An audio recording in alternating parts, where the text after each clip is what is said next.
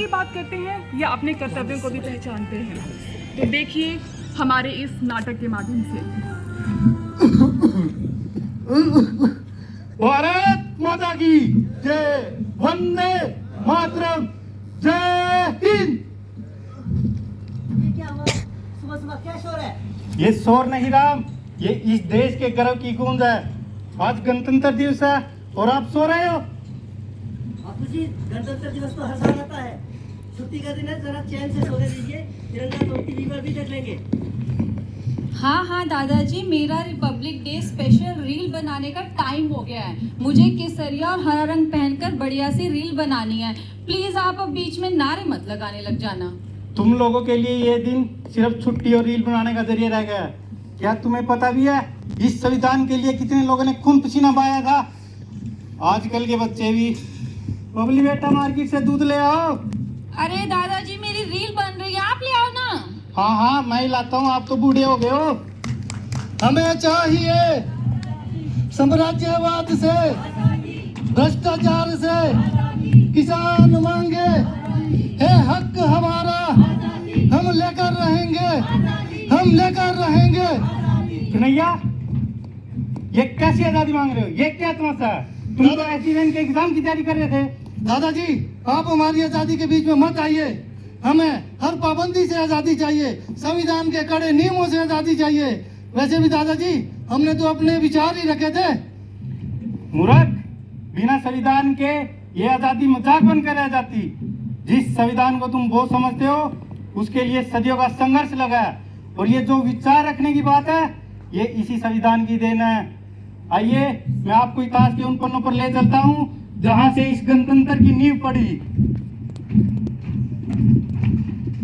तो चलिए अब आपको इतिहास के उस दर्दनाक पल की ओर ले चलेंगे जिसे सुनकर भी रूह कांप जाती है।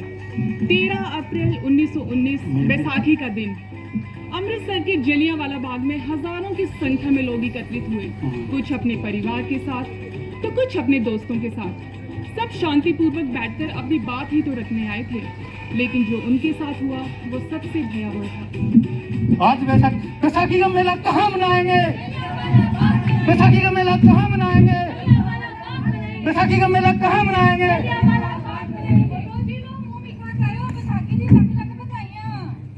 बधाइयां जी, बधाइयां।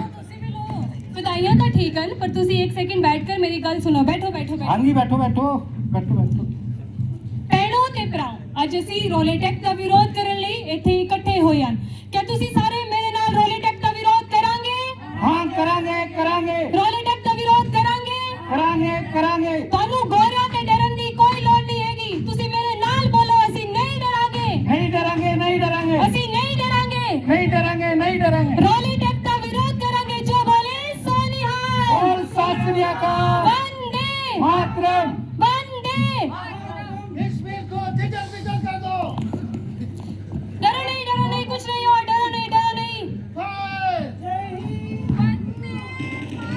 हमने तो सिर्फ आजादी की बात की थी, क्या इसका जवाब पोलियो से दिया जाएगा?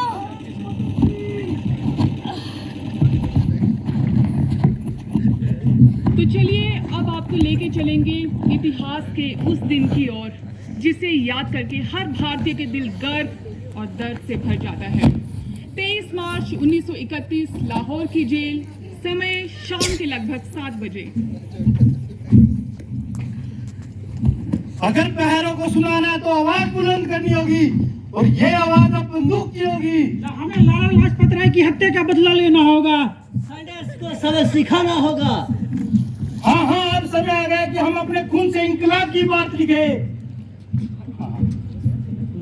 सरफरोशी की तमन्ना अब हमारे दिल में है, देखना जोरबाज ये कातिल में है। जय इंकलाब, जय हिंद।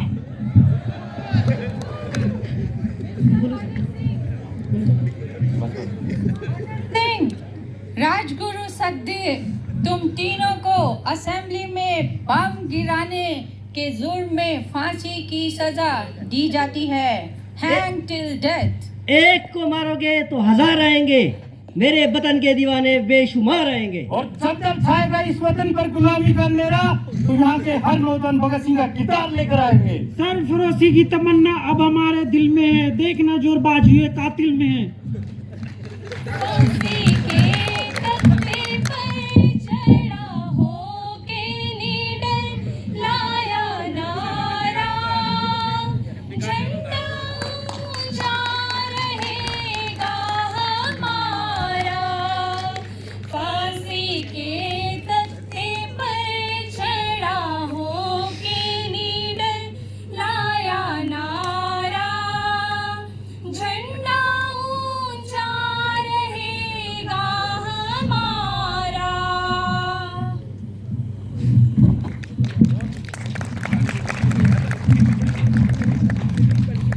देश में एक तरफ जहां गोलियों की गूंज थी, वहीं दूसरी तरफ एक ऐसा मंत्र था जो पूरे हिंदुस्तान की रगों में बिजली बनकर दौड़ रहा था।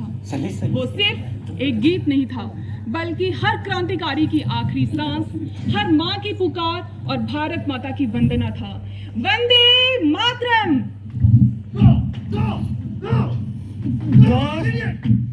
ये अंग्रेज हमें कुचलना चाहते हैं, हमारी एकता को तोड़ना चाहते हैं।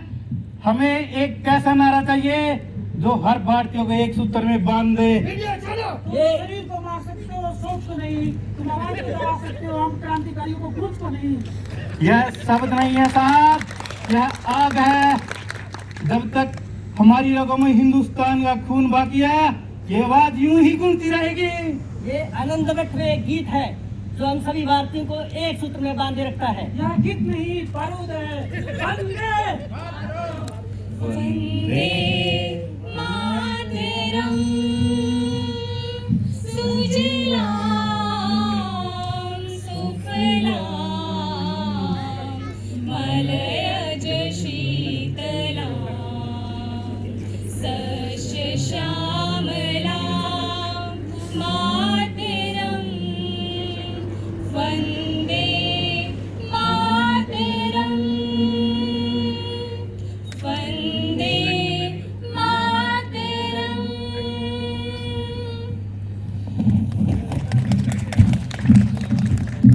तो चलिए देखते हैं कि क्या इन सब बातों से दादाजी बबली और कन्हैया को संविधान, गणतंत्र और वंदे मातरम का अर्थ समझा पाए। कन्हैया, इस गीत की हर एक मात्रा के पीछे एक शहादत लिखी है। ये संविधान हमें खैरात में नहीं मिला। जी दादाजी। दादाजी, मुझे भी माफ कर दीजिए। हम तो विकास का मतलब सोशल मीडिया की इस चकाचौंध को समझते थे, पर आज समझ आया कि असली विकास का मतलब है संविधान और उस सोच को बचाए रखना जिसके लिए हमारे करोड़ों देशवासियों ने अपनी शहादत दे दी। आई एम सॉरी दादाजी। शाबाश बेटा, शाबाश। हेलो, आपका एसडीडी में सिलेक्शन हो गया है। अब जब मैं नेशनल गैंग की वर्दी पहनूंगा तो एक कर्मचारी के तौर पे नहीं, बल्कि एक देश की सिपाही की तरह काम करूंगा। कन्हैया, आज एसजेवीएन की खून सिर्फ नदियों और पहाड़ों में ही नहीं, बल्कि भारत की प्रकृति की हर लहर में है। हम सिर्फ बिजली ही नहीं बना रहे, इसके साथ साथ हम देश के भविष्य को भी उज्जवल कर रहे हैं। ये संविधान हमारा नक्शा है और हमारे ये शहीद हमें रास्ता दिखाने वाले सितारे। मैं इस गणतंत्र का एक विनम्र सेवक शपथ लेता हूं कि हमारी ऊर्जा से न केवल घर बल्कि हर भारतीय का चेहरा मुस्कुराएगा। हम एक ऐसे भारत का निर्माण करने की कोशिश करेंगे जिसका सपना भगत सिंह और अम्बेडकर जी ने देखा था। धन्यवाद। तो आइए इस गीत के माध्यम से, वंदे मातरम के माध्यम से हम अपने शहीदों को, हम अपने देश को शत शत नमन करते हैं। चले हम फिदा जान तन साथियों, अब तुम्हारे हवाले वतन साथियों।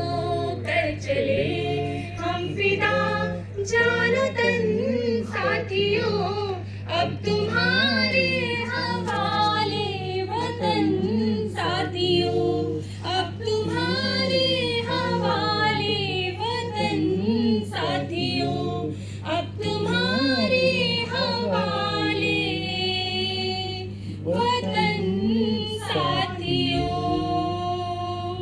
वंदे मातरम, वंदे मातरम, वंदे मातरम।